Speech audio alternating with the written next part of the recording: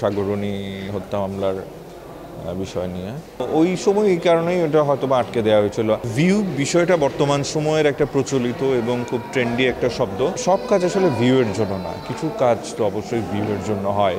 আমি ভিউয়ের পক্ষেই। সেন্সিটিভ একটা আপনারা সবাই জানেন, খুব একটা সেন্সিটিভ ইস্যু নিয়ে এই কাজটা করা হয়েছিল, সাগরণী হত্যা মামলার বিষয় নিয়ে। তো এইটা যেহেতু সবাই জানে সেজন্য আমি বলছি। সো ওই সময় এই কারণেই ওটা হয়তো বা আটকে দেওয়া হয়েছিল। পরিবর্তিত পরিস্থিতিতে হয়তোবা এই কাজটা সামনে চলে আসবে। ফোরামের এই যে ফেস্টিভ্যাল, একটা ঐতিহ্যবাহী ফেস্টিভ্যাল, এটা 2024 আমাদের কাছে একটু ডিফারেন্ট একটা সময়। এই ফেস্টিভ্যালকে উৎসর্গ করা হয়েছে 2024-এ যারা শহীদ হয়েছেন অভ্যুত্থানে তাদেরকে, এবং সেই সাথে বরেণ্য শিল্পী SM সুলতানকে। একজন আর্টিস্ট হিসেবে আমার এখানে আসা আমার দায়িত্বের মধ্যে পড়ে, আমি এই জন্য আসি। মানে বিশ্বের বড় বড় ফেস্টিভ্যালগুলোতে ইতিমধ্যেই আমাদের ছবি যাওয়া শুরু করেছে। তো কানসে তো বাংলাদেশের ছবি গেছেই অলরেডি।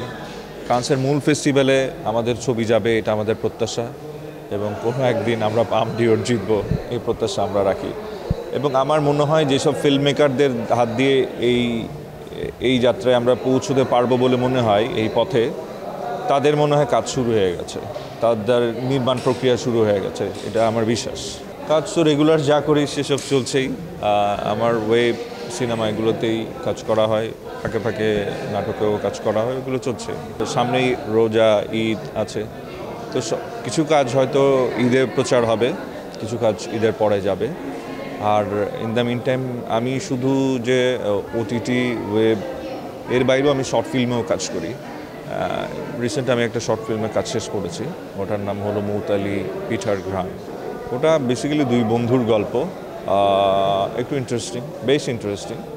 তো ওটার এখন পোস্ট প্রোডাকশনের কাজ চলছে, দেখা যাক সামনে হয়তো আসবে। সিনেমা আমার একটা এখন শুটিং প্রক্রিয়ার মধ্যে আছে, ওটার নাম হলো লীলা মন্থন। আর কিছু শ্যুট বাকি আছে, ওটার ডিরেক্টর হলো জায়েদ হোসেন, আমার কো-আর্টিস্ট হলো রুনা খান এবং সেলিম ভাই, সেলিম ভাই।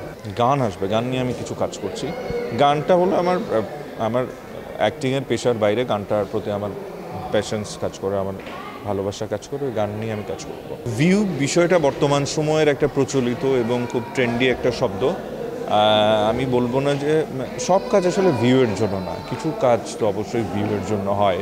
ভিউর বাইরেও আসলে অনেক ভালো ভালো কাজ হয়, বেসিক্যালি ভিউর বাইরেও কিছু কাজ হয়, কারণ ভিউর কাজগুলো একটু ট্রেন্ডি কাজ হয়।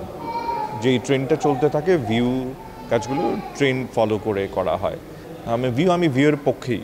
ভিউয়ের কাজ যেহেতু মানুষ দেখে, এটার বিপক্ষে হওয়ার কিছু না, আমি এটার পক্ষেই।